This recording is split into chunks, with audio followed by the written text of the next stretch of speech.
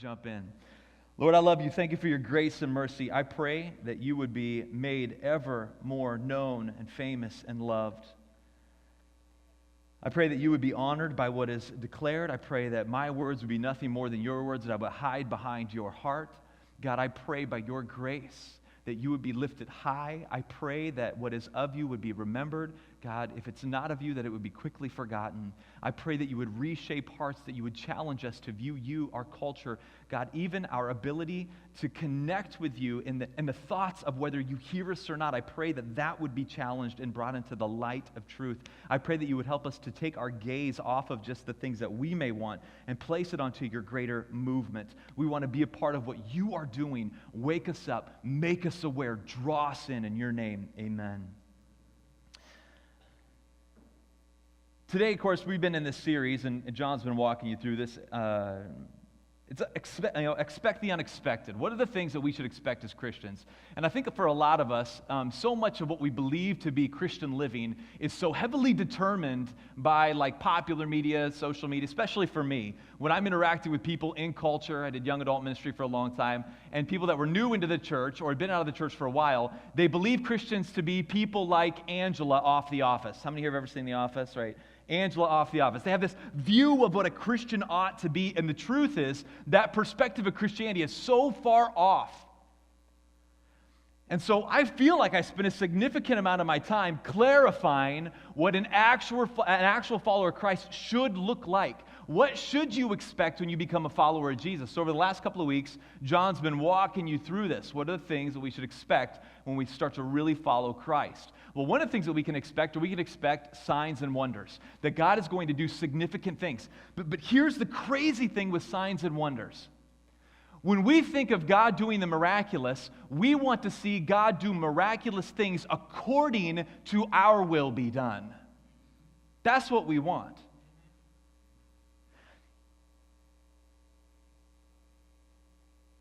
I am not quite 40. I'm getting close to it, but I'm not quite 40 yet. And I'm young enough that I have grown up kind of around social media. I remember the launch of MySpace and Facebook. I remember kind of the beginning of all these, my friends getting on it. Like when Twitter first came out. That was all, of course, this is all fairly recent. But it happened young enough in my life. I've kind of grown up around this stuff a little bit.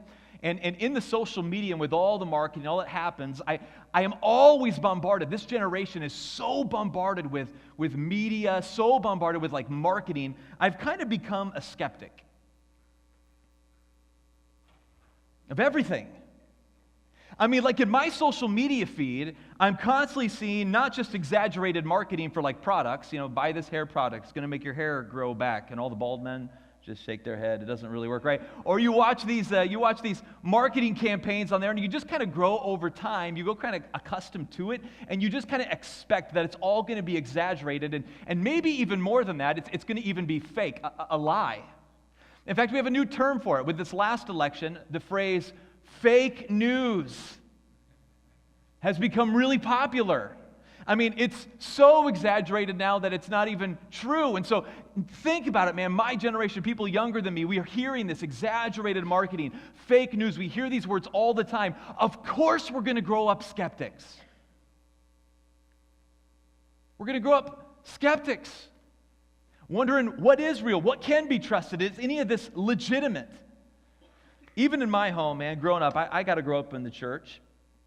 And my parents are awesome. But a couple of years ago, even as a Christian, my wife brought this into our home. She calls it our prayer jar. Now you need to know up front, my wife is the better Christian by far in our home. When we get to heaven, I'm going to be in a shack out back, with a lean-to roof or something, and my wife's going to have the mansion, so hopefully she'll let me come visit.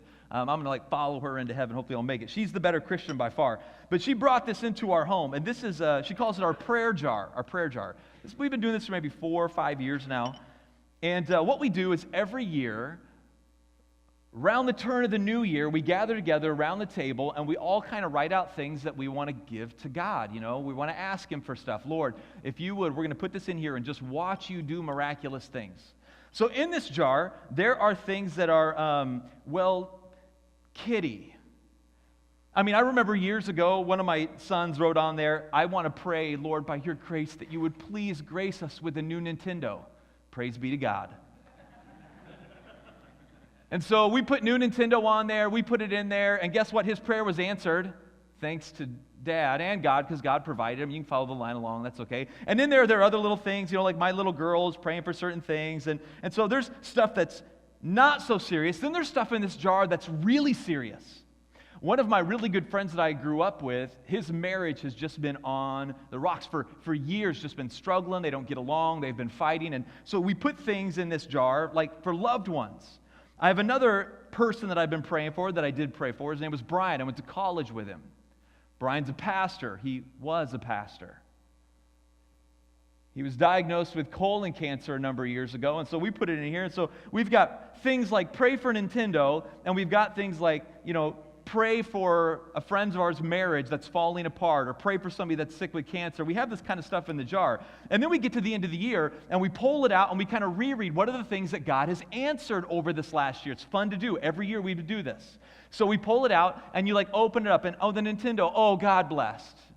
Praise the Lord that He came through for the Nintendo. And the boys are just amazed. This is awesome. So they want to pray for dirt bikes or motorcycles next, right? We'll see if the Lord answers that. You got to get it through mama. But in this, right, so prayer requests, and my kids are amazed. And then we get down to the more serious stuff, the things that are really heavy. And we begin to open those. And as we look through those, I pray, pray for Brian or pray for my friend's marriage. And the truth is, my friend ended up in a divorce.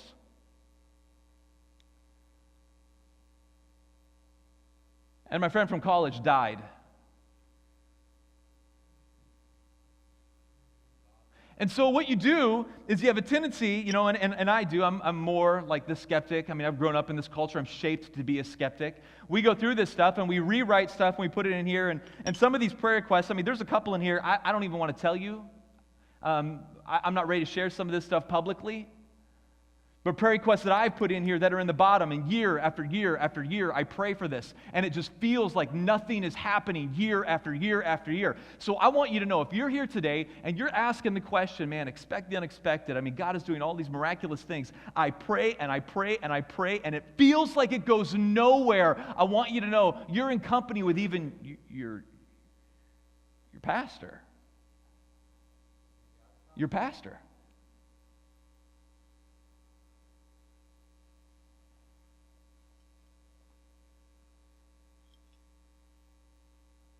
My prayer jar, the things I want God to do.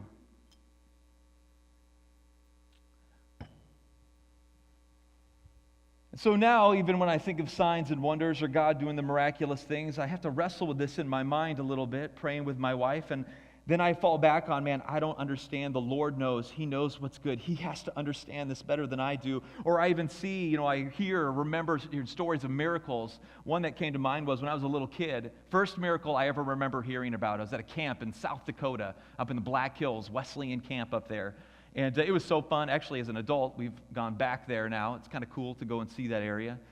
But as a kid growing up, one of the first miracles I ever heard was the story of this blue-collar worker. So this would have been when I was a child, and I'm almost 40, and they were talking about it from when they were younger. So I'm sure there are new rules in building and construction that would prevent this. But one of the first miracles that I remember hearing was in a building, there was a blue-collar worker, a young guy, and his wife and child, a little girl, came to visit him. And so they went into the building, and they went up a couple of stories. I heard this at camp.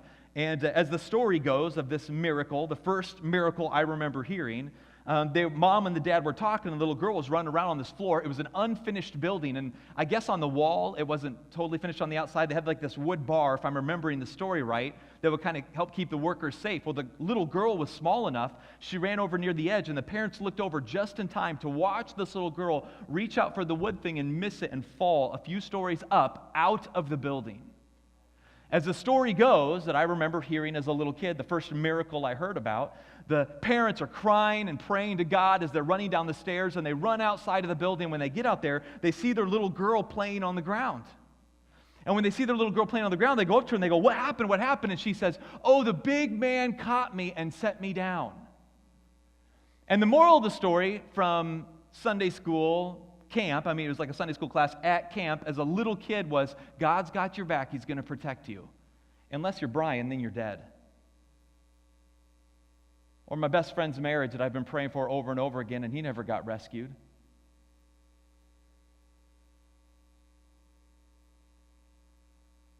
Expect signs and wonders. I think the truth is in the church, and we actually shared this sermon, this was last Sunday, and it was absolutely phenomenal, the hundreds of responses we got from people that really were asking hard questions. My whole life, my parents have told me he always gives you, and I've prayed and prayed, I've never seen things come through. How do I handle this silence? How do I handle this silence? I find in our day and age, when young adults today, when they hear of miracles, they tend to think of one or two different things, a couple different things. They either think, man, it was just chance that it happened that way. They tend to think it's exaggerated, or they tend to think that it might be totally untrue.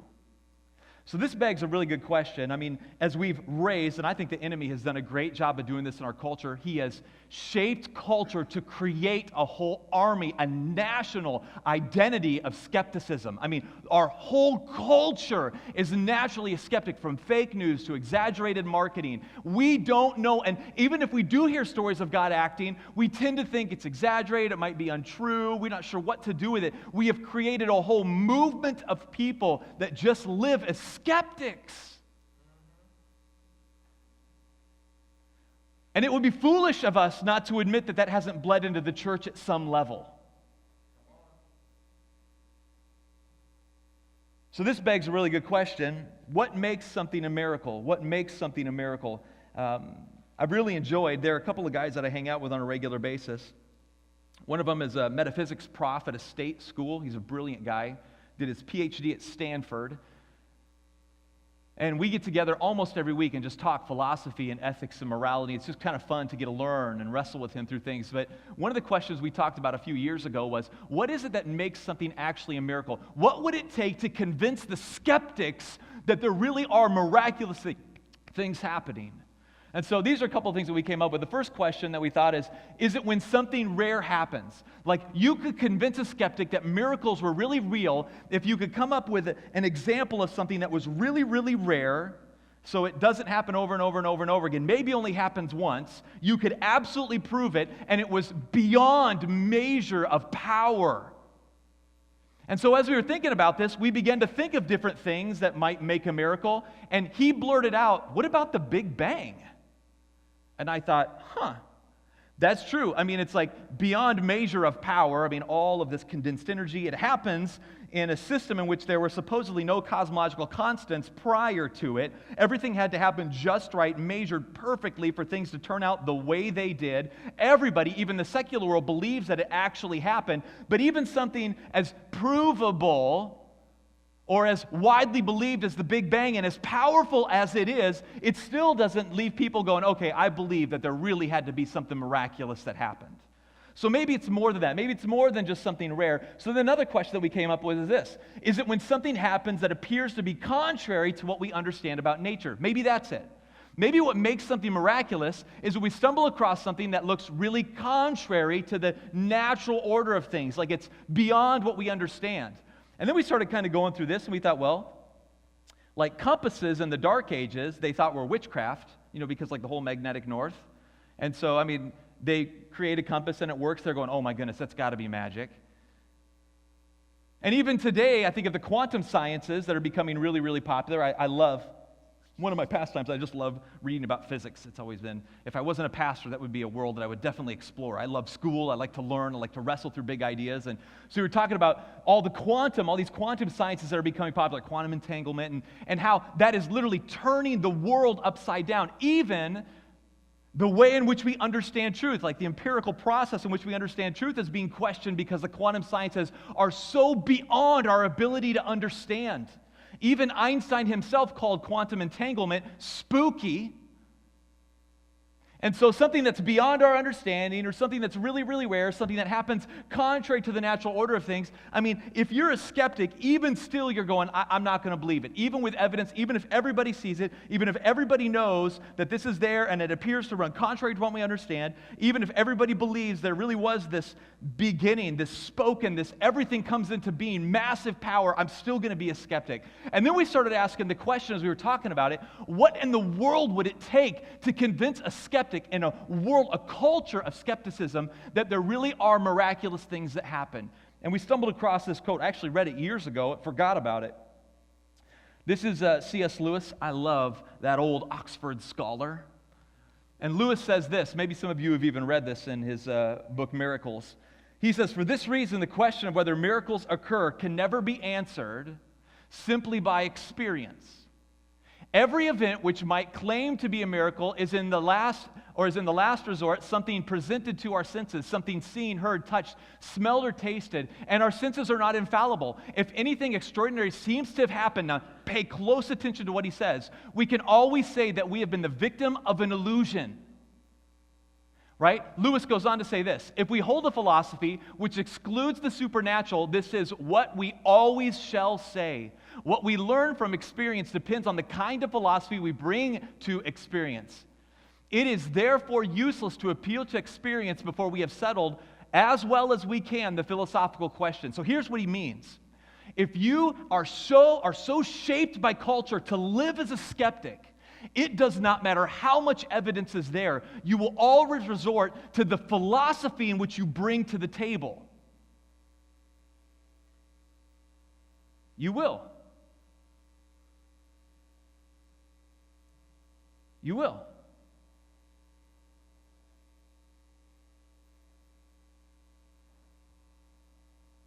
If Lewis is right, and I think he is, your struggle with the word miracle, I mean, this would be even true of my generation. Our struggle with the word miracle has little to do with evidence and much to do with the presupposed philosophy you bring to rare or misunderstood phenomena. It's the philosophy you bring to the table that determines whether you're going to believe it or not. I mean, it's so amazing to me that we can have incredible evidence like things like the Big Bang, or even know that things can happen contrary to processes that we believe through, like quantum sciences. All of this evidence can be there, but if you choose to be skeptic, you can always fall back on that. All right, so let's say that we're willing to risk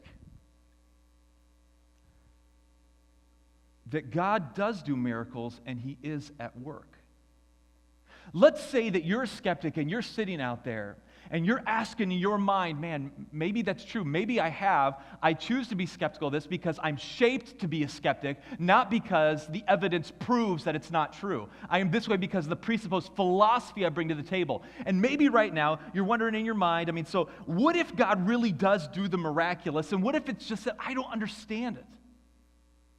This begs a really good question. All right, so the center of this prayer jar, as much as I love it, the center of this prayer jar is I want. That's the center of this prayer jar.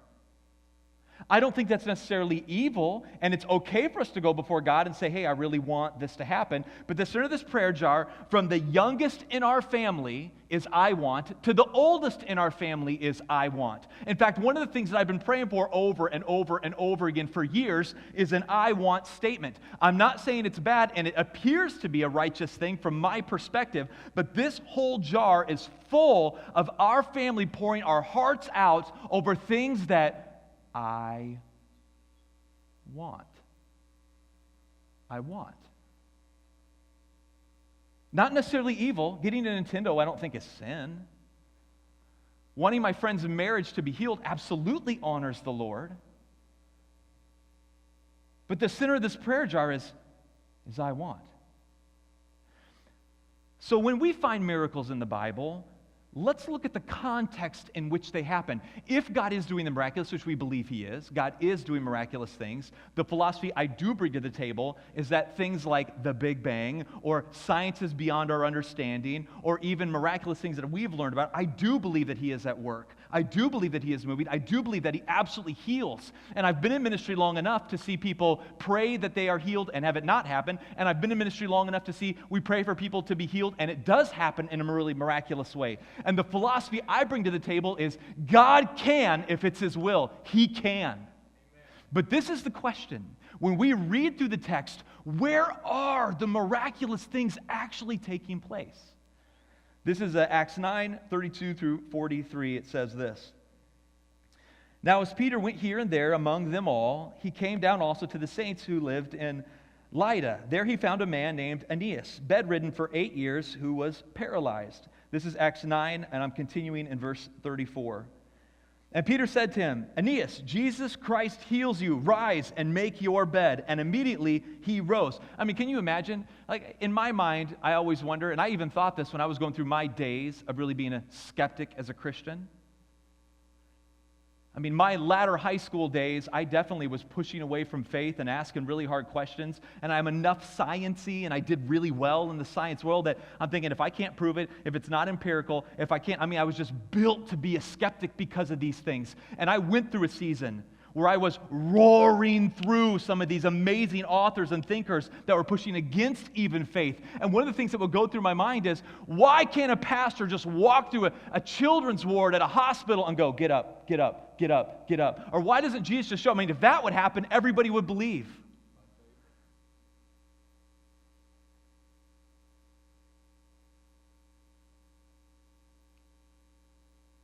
And by God's grace, I ran into Christians that didn't ignore my questions, but helped me work through them.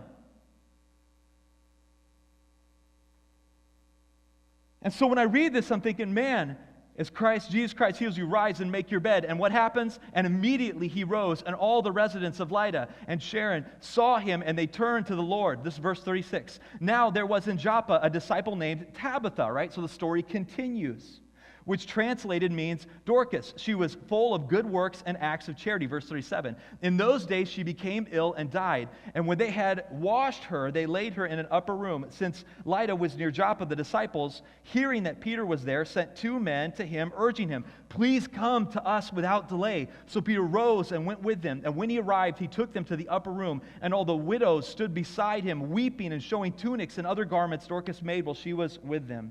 But Peter put them all outside. And notice what happens. Knelt down and prayed, and turning to the body, he said, Tabitha, arise. And she opened her eyes, and when she saw Peter, she sat up. And he gave her his hand and raised her up. Then calling the saints and widows, he presented her alive. And it became known throughout all of Joppa, and many believed in the Lord. And he stayed in Joppa for many days with one Simon, a tanner. Okay, so we see in the text, if we believe the Bible to be true, we see in the text that miracles often walk in step with the progress of the gospel. But for many of us, we are unaware. We're either blinded to it because of our philosophies we bring to the table. Maybe we're in the wrong places. It just feels like this isn't happening. So what is the context for these amazing things that are taking place? All right, you got to know a little background to this. Peter is on his way. He's literally progressing, taking the gospel forward. He is making his way towards the coastal towns. He's actually going to walk up and down the coast there, city to city to city, proclaiming the gospel. So he's taking the gospel, the good news, literally carrying the good news of Jesus Christ within him. He walks a new town. He shares the good news of Jesus, and when he shares the good news of Jesus, all these miraculous things are happening. He goes to the next town. He shares the good news of Jesus. All these miraculous things are happening. He goes to the next town, and the miracles are walking with him as he's taking the gospel. There are a couple things we can learn from this text and the greater meta-narrative of Scripture. One is this: miracles validate the gospel. As with many vanguards or front lines of ministry, we find, even today, you know where you hear of the most miraculous things taking place? It's on the front lines of ministry.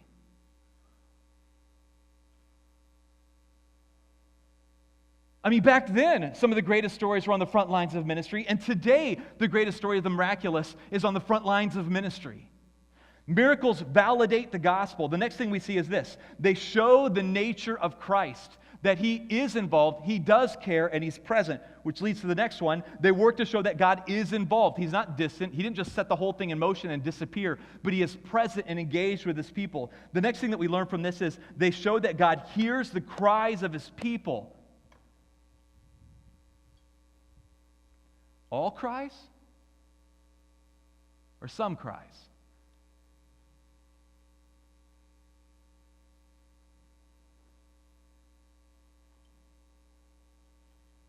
What we find in the greater text is God loves to speak especially to those with a humble, broken heart searching for him. The next thing that we find in the text is this. We're going to come back to that in a minute.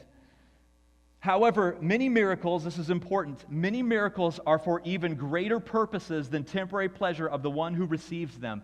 I actually found much solitude in reading through some of Calvin's work. Now, notice what Calvin says. He says this, he says, "To what end was it, they say, to call back the soul of Tabitha into the prison of the body, where it should suffer such misery, if it were received into blessed rest?" And I love this idea from Calvin, because what he did for me when I first read that was he separates out that there is a greater joy and mission and understanding even from ours. All these people mourn and long for Tabitha to be brought back, but the truth is, that poor lady's got to die again.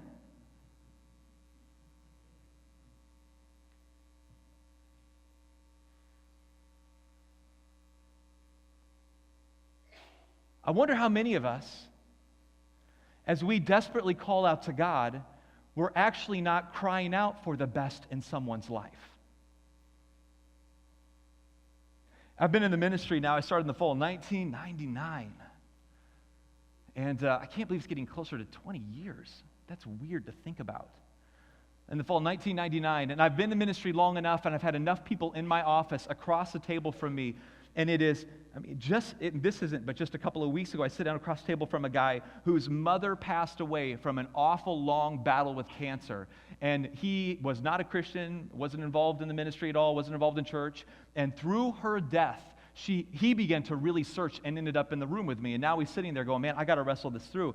Is she somewhere? Is there an afterlife? I don't know. And it's amazing to me. I've sat down with enough people now to know that the very thing that we or they were praying against became the vehicle in which God did something significant and powerful. It became the vehicle. I mean, like, we're praying for a miracle that she would have to suffer through all this and then be healed and then suffer again and die. And God's going, I'm working a much greater, amazing miracle. I'm going to use this to awaken people in a significant way. And the truth is, there is a God who is so much bigger, so much smarter, understands so much more than we understand. And He knows what is best, not only what we want, but what is best. What is best? So I want to talk about praying for miracles today. And this is really important, praying for miracles today. Because you may not have a prayer jar, but I promise you got something like this. Maybe you don't even have it written down. Maybe it's not even in a journal, but I guarantee there's probably something on your heart. A son or a daughter that's lost or searching, a cousin, an aunt, a friend, a sickness, maybe a battle, maybe you struggle with depression, anxiety, maybe there's something going on. I guarantee you have something that you have laid before the Lord, you've laid before the Lord, you've laid it before the Lord, you've laid it before the Lord.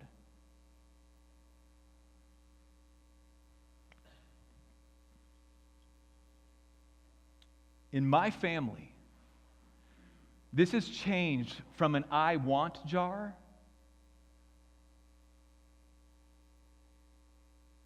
to an I trust jar.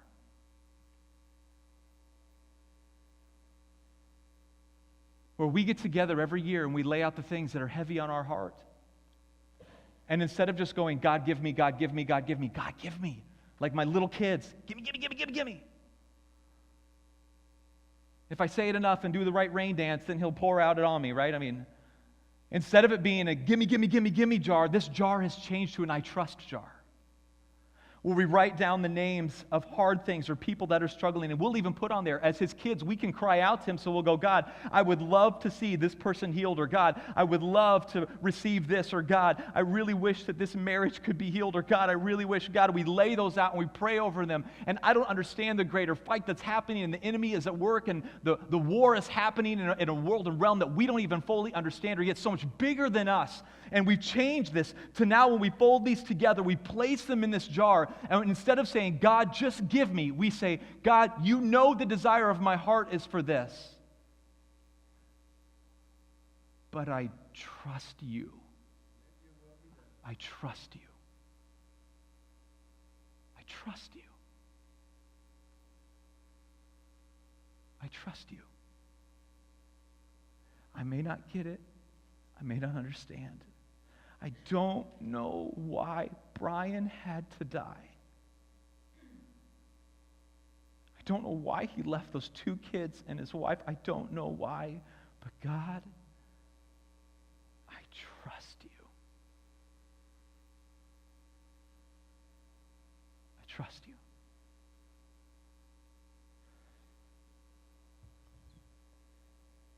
Prayer for miracles today. If you've been praying and praying and praying and it's not been answered, it may fall into one of these camps. Actually, John and I wrote this together a few weeks ago. We were kind of wrestling this through. We have a preaching team that gets together with a couple of the worship arts leaders and John and me, and there's a handful of us that gather. And we were kind of wrestling through this. So prayers for miracles today. If you're praying and you just feel like God isn't answering, I want to talk to you specifically. I'm going to invite Chris up, and we're going to be done in just a few minutes. Give me about another 5-6 minutes here. One is this. You may be praying against the actual work of God and not even know it. God may be up to something absolutely significant and you're praying against it because you don't see it or get it. And you may not even know it. It could be possible.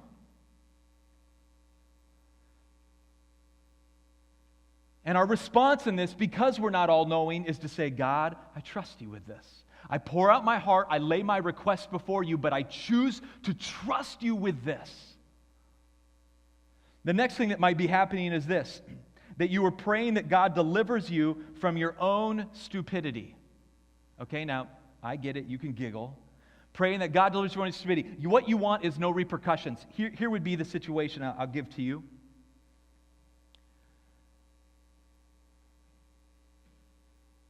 Nick was a student I had years ago, and I can even use his name because his story is known if you look it up now.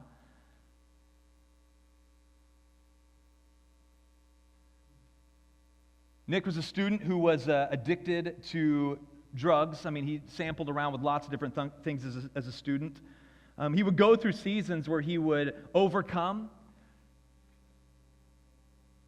He would get in trouble, get caught by his parents, and then I'd go in and I'd meet him, and he'd go through like rehab or whatever. And pills that people, prescription pills, he'd get his hands on them, marijuana, you name it. The kid was just into everything.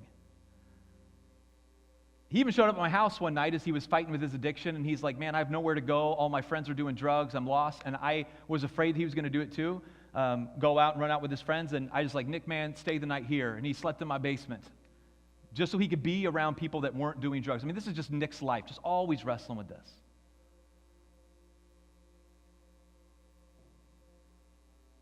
I moved away, took a job, and didn't hear from him for a few years, and then just a few years ago now, I got a call from him. It's maybe been 6 or 7 years ago now. I got a call from Nick, and he was like, Pastor Mike, man, I just really got to talk with you. I just asked, pray that God would deliver me. Pray that he would deliver me. And so I'm going, all right, Lord, by your grace, whatever situation he's in, whatever situation Nick's in right now, God, I pray that you would just deliver him or rescue him from this hard spot that he's in, open the doors, provide a way out, whatever he's stuck in. So then we get done praying, and I ask Nick, I say, what's going on? And he says, I'm in jail, and you're my phone call. It's true.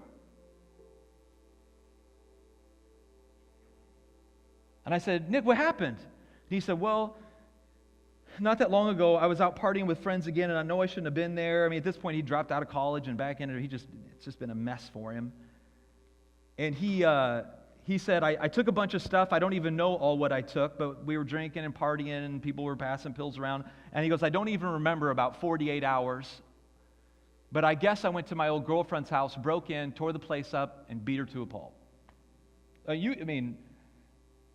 Bad news. So I got arrested, and now I'm in jail, and I don't know how long I'm going to be here. And I thought, man, I just prayed that he would get out of that. And so I stopped. This is what happened in the conversation. I stopped and I said, you know what, Nick? Maybe, just maybe, this is your miracle, that you're caught.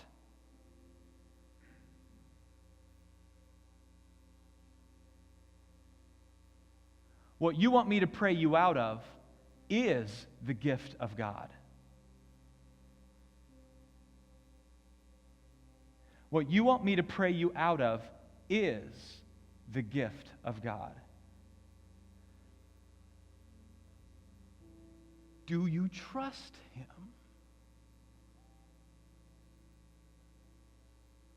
Do you trust him? I know what you want. He knows what you need. Do you trust him? You know what you want. He knows what you need. Do you trust him? You know what you want. He knows what you need. Do you trust him? Do you trust him?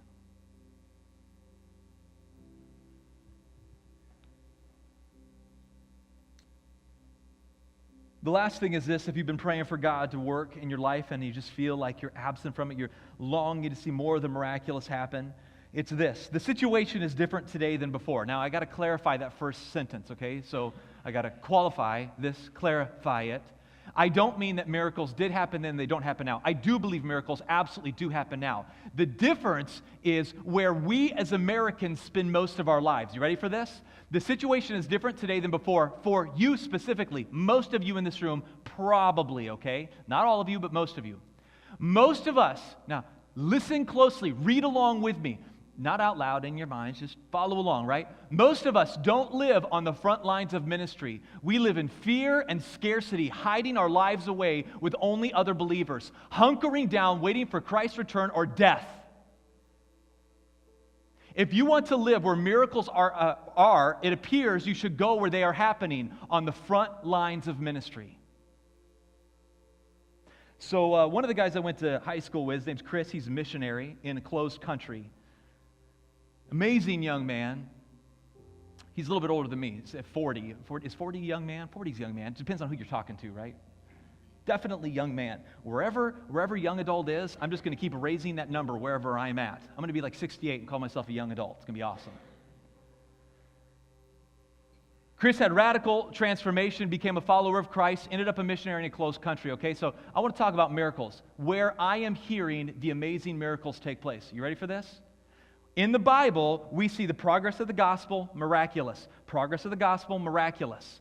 The miracles are validating the text as it marches forward, and I believe that's true even today. I sat down with Chris a couple years ago. We finally got back together. We met for pizza. And I was like, Chris, man, what's God doing around the world? What's happening? What are you involved in? He shares this story with me. All right, you ready? Chris says, Mike, man, you will not believe the power of God. Now, if you're a skeptic, we already dealt with this. If you're a skeptic, in your mind, you're going to go exaggerated, chance. You're going to come up with some reason. See, the miracle in this is going to be determined by the philosophy you bring to the table. But I can tell you, as a good friend of mine that I've known for years, firsthand happened to him. I have no reason to doubt him. He has always been honest and faithful. You ready? He says, I was working in a country. I'm not supposed to share publicly where it is. And while I was there, we got arrested and caught, and so went through that whole process. He was deported. And they confiscated all the Bibles that he had been working on to get them into their language.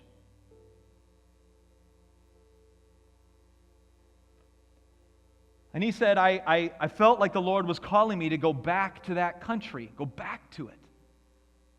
So I got my hands on some of these. This is a newer translation in their language. Got my hands on some of the Bibles. He goes, I filled up 2 army bags full of Bibles, and I was walking into customs there to go in. So now he's illegal. He's bringing illegal stuff back into a country. He goes, I walk in, and as I'm walking there, he's like, I remember he's sharing this just in detail because it's him that it happened to. He's like, my heart is racing. I'm starting to get really nervous, and I'm wondering, maybe this wasn't a good idea. Is this really of you, God? Oh, man, help me out. I could spend the next number of years in prison. I don't know what's going to happen. Walks up to the customs guys, and he's going, Lord, just let me get through, let me get through, let me get through. Just let me walk through this. And the guy goes, you, come here. Calls him into a side room and lays both the big army duffel bags full of Bibles in their language on the table. And as he begins to open it up, Chris thought, all right, it's God's will that I go to prison. It must be God's will that I go to prison. He's like, my mind was racing. You know, how am I going to tell my family? How is this going to be communicated? What do I do? He said, my mind's just racing. They open the bag up, and the guy reaches in, sifts through the Bibles, pulls one out, even looks through the pages. The other guards are going through it all. They put it back in, close it up, and go, he's clear, let him through.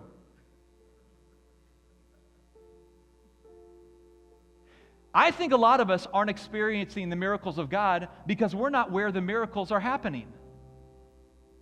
You don't own the miracles. The mission of God owns the miracles.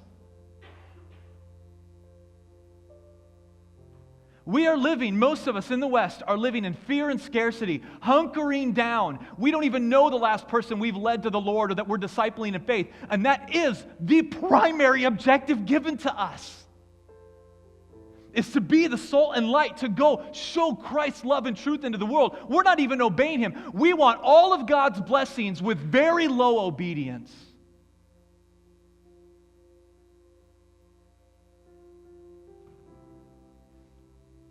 Just the other day, I had a guy that came into my office, was talking with me, and he's kind of figuring out this faith thing, and he said to me, he goes, I would pray with my kids, but praying's not my thing. I just don't think I'm strong there. And my response was, in loving pastor way, don't care.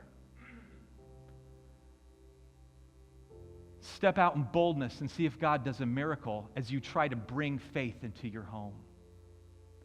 Be the dad that God wants you to be. And if you don't feel gifted in it, if you don't feel like you can, have this be a vanguard of spiritual formation where you step out in faith and have that time of prayer with your children. Maybe you need to begin to be faithful to the Great Commandment, Great Commission, even in your own home or in your own neighborhood. Step out, have the conversations. Do something that makes you nervous, that requires the mercy and miraculous work of Christ. Step out and join the miracle.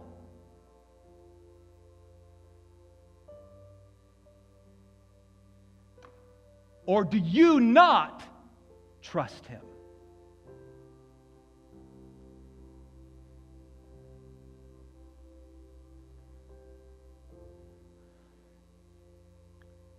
Today, you should have in your bulletin, next steps cards are in the seat. Where do they have them here? Are they in the seats in the bulletin?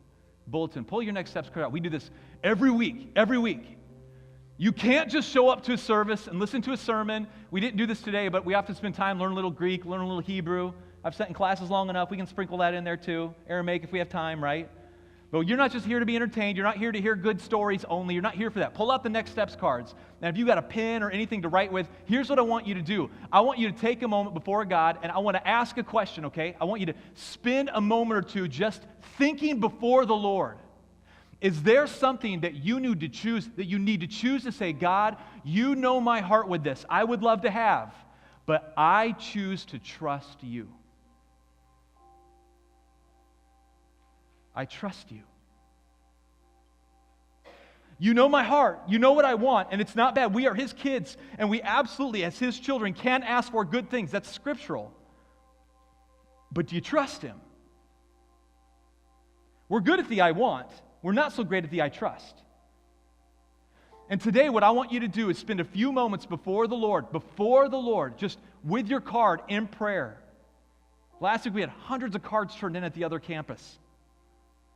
Is there something in your life that you need to say, God, you know what I want, but today I choose to trust you with this?